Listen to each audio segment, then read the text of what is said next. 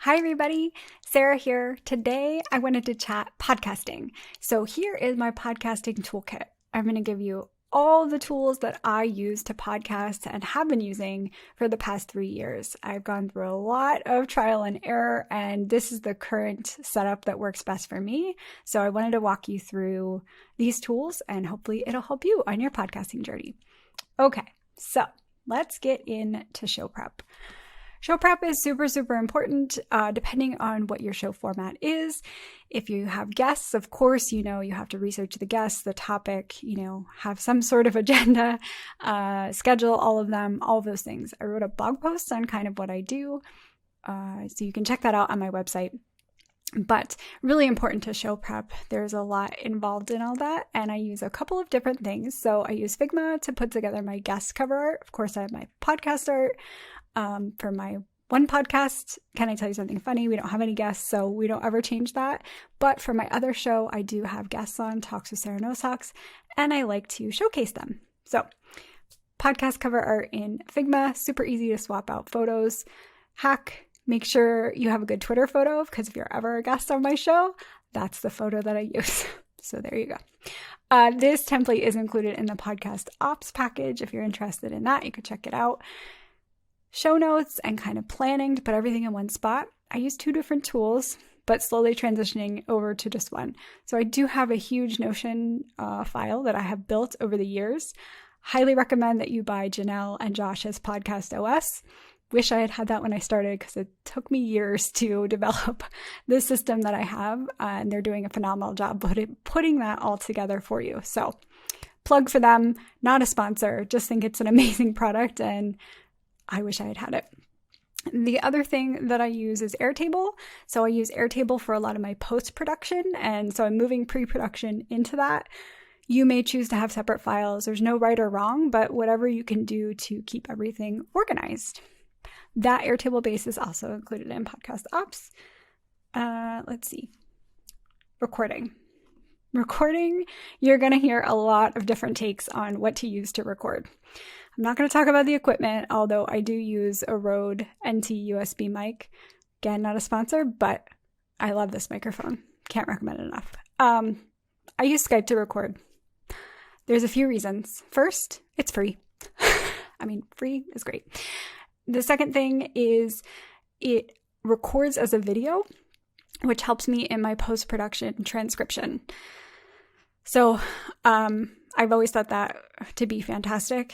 And the third is there's no time limit. So I can kind of record however long I need to, and that's really beneficial. Some of these paid services, you have certain time limits for how long you're allowed each month. Depending on how many shows you're doing and how many guests you have, you may run into some of those, kind of scheduling, or again, not scheduling, time limitations within your current subscription. I've been using this for over 3 years, 99.9% of the time. It goes great. You do compromise a bit on the audio, but I think if you're a casual podcaster, it's okay to start with free services and then dive into paid later. If that bothers you and you want to dive into paid first, go for it. This is what I use. Next, we have production. There's a lot going on here because production is by far the most important piece of your podcast. I cannot stress it enough. There is a ton of work that goes into the actual production and editing of a podcast. I use Adobe Audition because I am on the Adobe Cloud as a designer. I already pay for that subscription, and so that comes with it. There are other free tools that you can use, tons of YouTube videos to learn how to edit. You could also send it to someone to edit. There's no right or wrong, personal preference. For me, I wanted to learn how to edit, and when you have guests on your show, if you're not editing your own show, and even if you don't have guests, I guess that's an assumption. If you're not editing your own show, you're missing out on that magical piece of the listening back and hearing all of the little nuggets that came up during the show that maybe you didn't catch the first time around. So if you're not editing, you're going to have to re-listen or dig through the transcription notes to find those little nuggets. If you're editing, you can quickly write down timestamps. That way, when your transcription is done, you can go to those timestamps, pull it out for social clips. things to engage with your audience on, ideas to write a blog post on, and kind of it just goes from there, newsletters, etc. All of the content magic happens when you are editing. So I would encourage you to self-edit. Again, editing can be really expensive if you have to outsource it, and if you're just starting out, you might not be able to afford that. So look at editing as a fun way to develop a better relationship with your audience and really the starting point for engagement in the future. I love editing. If you're using Audition, you can set up templates and automations to kind of help you so that a lot of that is done automatically, even though you have to open it up. I do not recommend replacing a human from editing. It's very important. Hosting, I use Anchor. Anchor is free. They distribute to everywhere. None of these people are paying me to say this. It's just what I use. I found it to work very well, and it's super simple.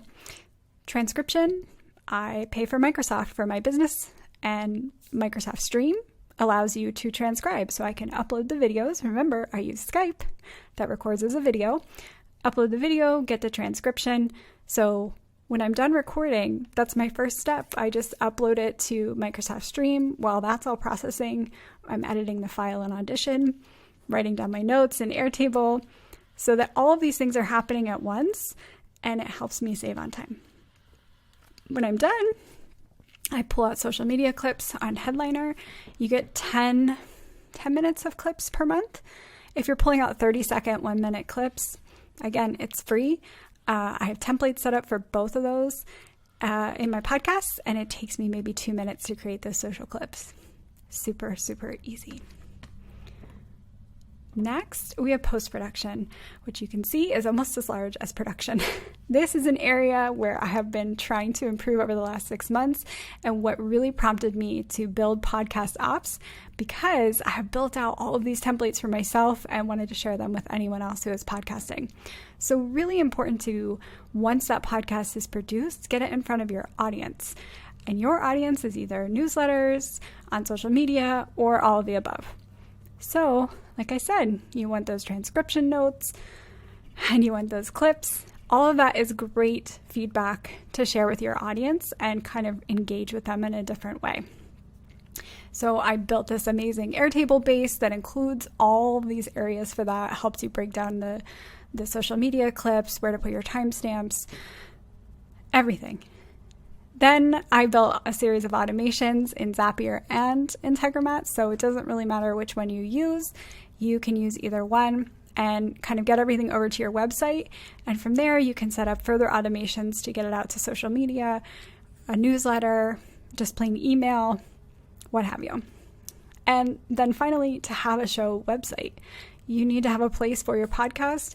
Your hosting provider probably provides a podcast page, but they're getting all that traffic, not you. So you want to have your own website that is showcasing your podcast, helping with your own website's SEO, and allowing your audience to engage with you and recognize that, oh, they have a podcast and also do all of these other things. So that is kind of the majority of what makes up Podcast Ops and the reason that I put it together. So I hope this has helped you understand podcasting and everything that goes into podcasting. If you're interested in Podcast Ops, here's the information. It's also linked below. You can go over and check it out. If you have any questions for me about podcasting or Podcast Ops, drop that in the comments below as well. Happy podcasting!